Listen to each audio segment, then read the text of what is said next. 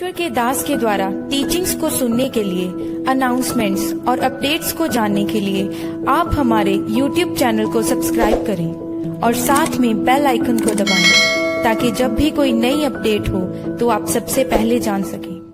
Hallelujah, प्रभु की स्तुति हो और मेरी और सबको जय मसीह। सचमुच में परमेश्वर की अनुग्रह और प्रेम है कि उस परमेश्वर की वचनों को हम लोग अध्ययन करते हैं, उसकी स्तुति करते हैं। आज हम लोग के लिए परमेश्वर का एक सौभाग्य है कि हम लोग आज मसीह में सही तौर तरीका से पाए जाते हैं। आज कितने लोग हैं जो अपने आप को अब जो है अपने आप को जैसे जैसे संसार में अंतिम समय आ रहा है, टेक्नोलॉजी बढ़ रहा है, वैसे वैसे लोगों को परमेश्वर के प्रति भक्ति आराधना करना जो है सीरियसली नहीं लेते हैं और एक टेम्पररी जो है फॉर्मेलिटी पूरा करने के काम में जैसा करते हैं। लेकिन परमेश्वर ने हम लोग को एक सुंदर अवसर दे करके परमेश्वर ने अपने जज्बा को, उत्तेजना को और इच्छा को हम लोग के अंदर डाला है कि हम लोग उस परमेश्वर की आराधना करते हैं। आइए हम लोग परमेश्वर के वचन में जाएंगे और मरकुस रचित सुसमाचार उसका 8 अध्याय और उसका 22 पद से हम लोग आगे पढ़ेंगे 26 तक। वे बेतसैदा में आए और लोग एक अंधे को उसके पास ले आए और उससे विनती की कि उसको छुए। परमेश्वर के वचन में लिखा हुआ बेतसैदा में एक नगर है, बेतसैदा गांव है, और वहां पर प्रभु यीशु मसीह आया तो वहां पर एक अंधे को लोग ले आए और लोग यीशु मसीह से विनती किया कि इस अंधे को छुए। वह उस अंधे का हाथ पकड़ाकर उसे गांव के बाहर ले प्रभु यीशु मसीह उस अंधे के हाथ को पकड़ा और उस गांव से बाहर ले गया और उसकी आंखों में थूक कर उस पर हाथ रखे। प्रभु यीशु मसीह उसके आंखों में थूक करके हाथ रखा है और उससे पूछा क्या तू कुछ देखता है? उस अंधे से पूछा क्या तुम देखता है? उसने आंख उठाकर कहा, अंधे ने आंख उठाकर कहा, मैं मनुष्यों को देखता हूँ। मैं मनुष्य को देखता हूँ। वे मुझे चलते हुए पेड़ों के जैसे दिखाई वो देते। चलते हुए पेड़ के समान दिखाई दे रहा मनुष्य। तब उसने दोबारा उसकी आंखों पर हाथ रखे प्रभु यीशु मसीह उस अंधे के आंखों पर दोबारा हाथ रखा और अंधे ने ध्यान से देखा। अंधे ने फिर ध्यान से देखा वह चंगा हो गया और वह चंगा हो गया और सब कुछ साफ साफ देखने लगा। उसने उसे यह कहकर घर भेजा। प्रभु यीशु मसीह उस अंधे को एक बात को, एक सलाह को, एक आज्ञा को बोल करके दे करके उसको घर भेजा। इस गांव के भीतर पांव भी नहीं रखना। हालेलुया। पढ़े जाने परमेश्वर के वचन पढ़े जाने पर परमेश्वर की स्तुति हो और हम सबको आशीष मिले। यहाँ पर क्यों प्रभु यीशु मसीह अंधे को बोलता है कि इस बेतसैदा गांव के अंदर में पांव नहीं रखना। हालेलुया। इस बेतसैदा के अंदर में पांव नहीं रखना। और इससे पहले कि प्रभु यीशु मसीह उसका हाथ पकड़ता है और उस बेतसैदा गांव से बाहर ले जाता है, प्रभु यीशु मसीह वहां पर उस बेतसैदा गांव में ही क्यों चंगाई नहीं दिया? क्यों जो है आंखों को रोशनी नहीं दिया? क्यों प्रभु यीशु मसीह उसी बेतसैदा में रहते हुए जो है क्यों प्रार्थना नहीं किया? क्यों उसकी आंखों में नहीं थूक करके छुआ और बाहर ले जाकर के सारा क्रियाक्रम करता है? सारा चंगाई का काम जो है प्रभु यीशु मसीह बेतसैदा गांव से बाहर ले जाकर करता है और कहता है, सलाह देता है और कहता है इस बेतसैदा गांव में पांव नहीं रखना। हालेलुया। सबसे अधिक बड़ी बात चंगाई पाना नहीं है, सबसे अधिक बड़ी बात आंखों में रोशनी आना नहीं है, सबसे बड़ी बात जो अंधा था वो देखने लगा वो बड़ी बात नहीं है, लेकिन बड़ी बात है कि इस बेतसैदा गांव में पांव नहीं रखना। ये बड़ी बात है क्योंकि प्रभु यीशु मसीह जो है चंगाई दिया और चंगाई हमारा जीवन में, मानव के जीवन में और उस अंधे के जीवन में उस चंगाई का मेंटेनेंस होने पाए। और चंगाई का जब मेंटेनेंस होगा तो उसका मेंटेनेंस करने का तरीका है कि इस गांव में, इस बेतसैदा गांव में पांव नहीं रखना। हालेलुया। तो यहां पर हम लोग इन बातों को देखेंगे कि प्रभु यीशु मसीह उस बेतसैदा से उसको हाथ पकड़ के बाहर ले गया और सलाह दी इसमें पांव नहीं रखना। भजन संहिता 1 अध्याय के 1 में लिखा है, धन्य वे है जो पापियों के मार्ग में खड़ा नहीं होता। पापियों के मार्ग में खड़ा नहीं होता मतलब पापियों के मार्ग में खड़ा होना पाप है। हालेलुया। तो इसलिए कहता है कि अगर पापियों के मार्ग में जो खड़ा होता है वो धन्यता के लिस्ट में नहीं है, और पापियों के मार्ग में जो खड़ा नहीं होता है वही धन्यता के लिस्ट में है। तो ये बेतसैदा के पीछे प्रभु यीशु मसीह हाथ धो के क्यों पड़ा हुआ है कि बेतसैदा ही में पांव नहीं रखना, बाकी जगह पांव रखना। ये बेतसैदा क्या है, कारण किस लिए बोल रहा है, हम लोग इस समय देखेंगे। और लूका रचित सुसमाचार उसका हम लोग 10 अध्याय उसका 13-14 को पढ़ेंगे। हाय खुराजिन, यहां पर प्रभु यीशु मसीह एक नगर, एक गांव को जो है श्राप दे रहा है। हाय खुराजिन, हाय बेतसैदा, जो सामर्थ्य काम तुम में किए गए, जो सामर्थ्य काम, जो अद्भुत काम तुम में किया गया, यदि वे सूर और सैदा में किए जाते, यदि वो काम, वो सामर्थ्य काम, वो अद्भुत काम, वो आश्चर्यचकित काम यदि सूर और सैदा में किए जाते, तो टाट ओढ़कर और राख में बैठकर मैं तब उस सूर और सैदा के लोग जो हैं पछताव करने के लिए टाट ओढ़ लेते, राख पर बैठ जाते और तब के मन फिराते, और वो लोग मन फिरा लेते हैं। लेकिन तुमने मन नहीं फिराया, हे बेतसैदा और हे खुराजिन। आगे, परंतु न्याय के दिन तुम्हारी दशा से सूर और सैदा की दशा अधिक सहनीय। न्याय के दिन, आखिरी समय में जब न्याय होगा तो हे बेतसैदा और हे खुराजिन,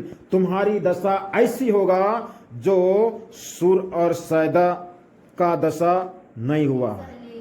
ये लोग ये अधिक सहने के योग नहीं होगा। आगे, और हे कफरनहूम, क्या तू स्वर्ग तक ऊंचा किया जाएगा? तुम स्वर्ग पर तक ऊंचा किया जाएगा। तू तो अधोलोक तक नीचे अब चला। जो है यहाँ कफरनहूम को कहता है कि तू तो अधोलोक से नीचे किया जाएगा।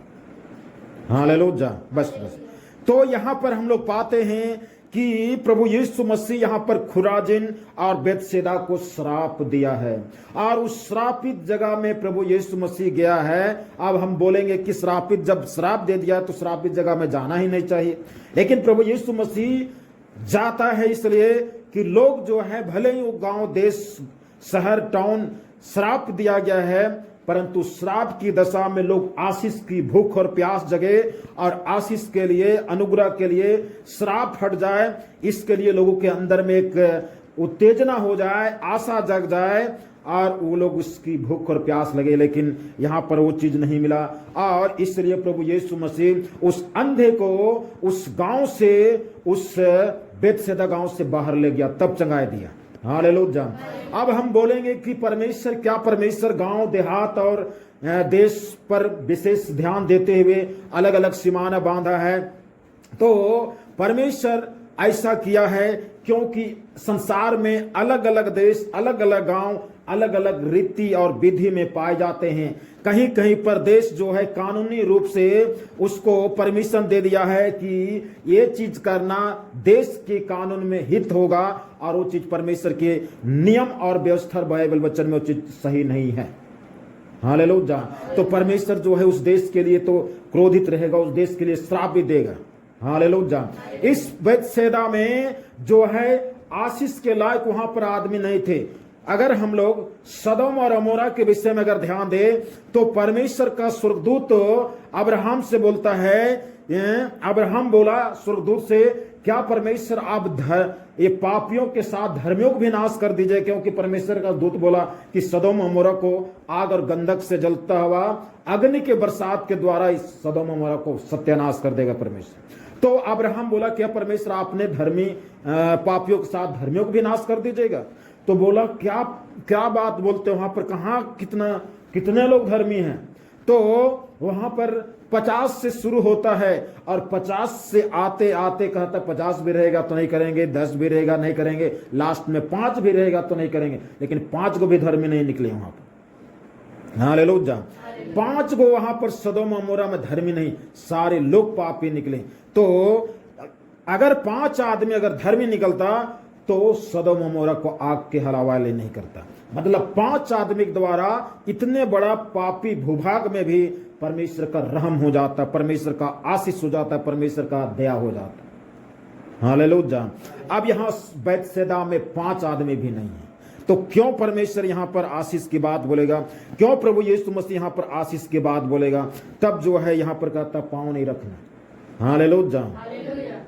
हम लोग कुछ बातों को देखेंगे जहां पर हमें पांव नहीं रखना कहता है। हम लोग प्रेरितों का काम 21 अध्याय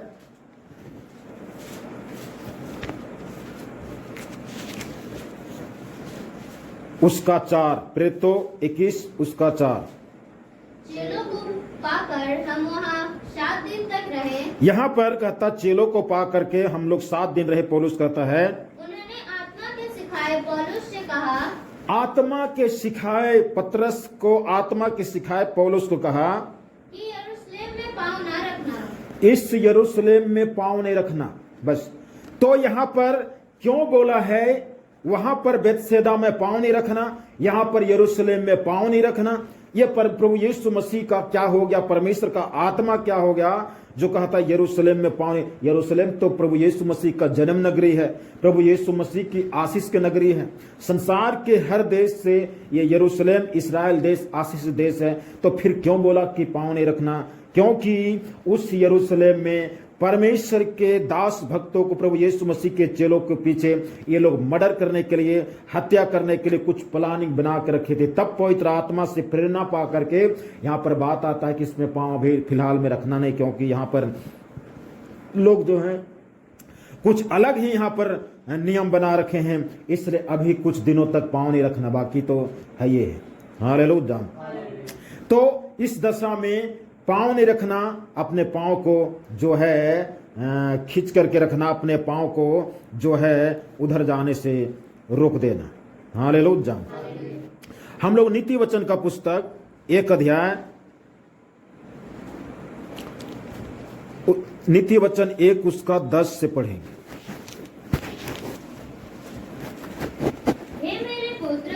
हे मेरे पुत्र, यदि पापी लोग तुझे फुसलाएं, हाँ, यदि पापी लोग तुझे फुसलाए तो उनकी बात ना मानना। तो उन लोगों की बात को नहीं मानना। यदि वो कहे हमारे संग चलो कि हम हत्या करने के लिए हाँ, घात लगाएं, हम लोग हत्या मर्डर करने के लिए घात लगाएं, हम निर्दोषों की ताक में हम रहे, लोग निर्दोष लोगों की ताक में रहे, हम अधलोक के समान उनको जीविता, हाँ, हम अधोलोक के समान उनको जीविता, कब्र में पड़ो हुओं के समान नमूचा निगल, हाँ, निगल ले। हमको सब प्रकार के अनमोल पदार्थ मिलेंगे। हम लोग को इस काम के करेंगे ना तो हम लोग को अनमोल और बहुत खजाना और बहुत संपत्ति मिलेगा। हम अपने घरों को लूट से भर लेंगे। हम लोग अपने घर को लूट पाट करके इतना धन संपत्ति से भर देंगे। तू हमारा साझी हो जा, हमारा साझी हो जा। हम सबों का एक ही बटुआ हम हो। सब का एक ही झोला, एक ही अकाउंट होगा, एक ही बैलेंस होगा। तो हे मेरे पुत्र, अब जो है यहाँ पर ऐसे दशा में यहाँ पर सलाह देता है, मेरे पुत्र तू उनके संग मार्ग में ना चलना, उनके संग में मार्ग पर ना चलना, वरन उनकी डगर में पाँव भी ना रखना। हालेलुया। उनकी डगर में, उनकी रास्ता में पांव भी नहीं रखना। यहाँ पर क्या बताया? गलत काम करने के लिए, मर्डर करने के लिए, चोरी करने के लिए। और जब ऐसा करेंगे तो हम लोग को बहुत बड़ा संपत्ति मिलेगा। 2 नंबर का काम में बहुत पैसा आता है, बहुत धन, सोना चांदी रुपया सब कुछ मिलता है। लेकिन बाइबल शास्त्र कहता है मेरे पुत्र ऐसे लोगों की डगरों में पांव नहीं रखना। हालेलुया। ऐसे लोगों की संगति में पांव नहीं रखना, ऐसे लोगों की झुंड में पांव नहीं रखना, ऐसे लोगों के रास्ता में पांव नहीं रखना और उनकी बातों को नहीं मानना। हालेलुया। ऐसे लोगों से बच के रहना। इसलिए कहता है मेरे पुत्र ऐसे लोगों के से 2 हाथ फरके रहना, अलग रहना। चलो 2 जो है करोड़पति है, हम जो हैं इस धरती में कम ही अपना जीवन बिता करके कम ही में संतुष्ट रह करके हम चल सकते हैं, लेकिन ईमानदार एक साथ। नीति वचन 4 उसका 14। दुष्टों की राह में पाँव न रखना दुष्टों की राह में पाँव न रखना और न बुरे लोगों के मार्ग पर चलना। बस ना बुरे लोगों के मार्ग पर चलना। हालेलुया। पापियों के मार्ग पर, मर्डर करने वाले के मार्ग पर पाँव नहीं रखना। दुष्ट लोगों के रास्ते पर, बुरे लोगों के रास्ते पर हमें पाँव नहीं रखना। हालेलुया। पाँव रखने का मतलब होता है कि उनकी सलाह को मानकर वो जो करने जा रहा है, वो करने जा रहा है, उसके पीछे हम भी करने लगे। ऐसे हमें नहीं बनना है। उसके बाद 4 का 27 को पढ़े। ना तो दाहिनी और मुड़ना हाँ, ना तो दाहिनी ओर मुड़ना और न बाईं ओर अपने पाँव को बुराई के मार्ग पर चलने से हटा ले। अपने पाँव को बुराई के मार्ग से चलने से निकाल ले, हटा ले, वहां साइड कर ले। हालेलुया। हम लोग इसी नीति वचन 25 अध्याय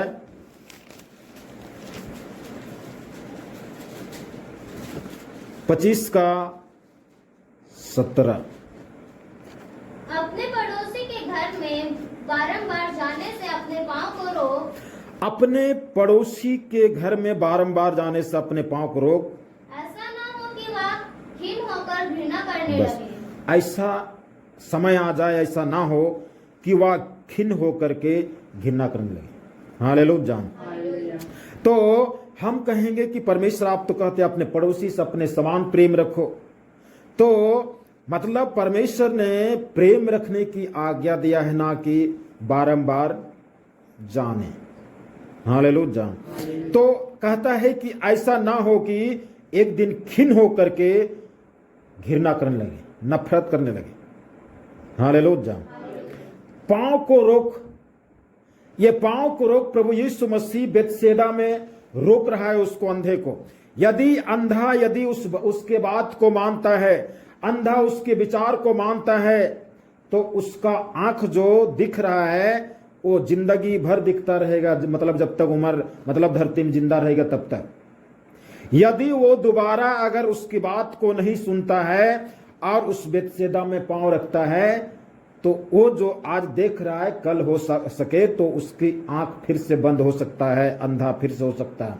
क्योंकि ये सब सिस्टम, ये सब आज्ञा पालन, ये सब सलाह मानने का मतलब है कि हम अपने चंगाई को मेंटेनेंस रखना, चंगाई को मेंटेनेंस करना। हालेलुया।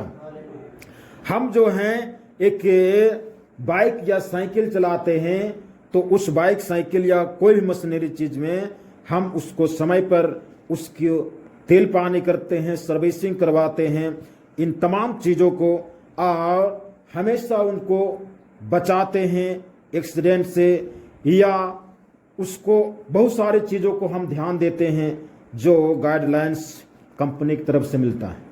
तो उसको जब हम मेंटेनेंस करते हैं सारा चीज, तो वो जो है वो सही सलामत रहता है। हालेलुया। परमेश्वर आशीष दे इन बातों के द्वारा, इन वचनों के द्वारा, और बहुतायत का आशीष दे।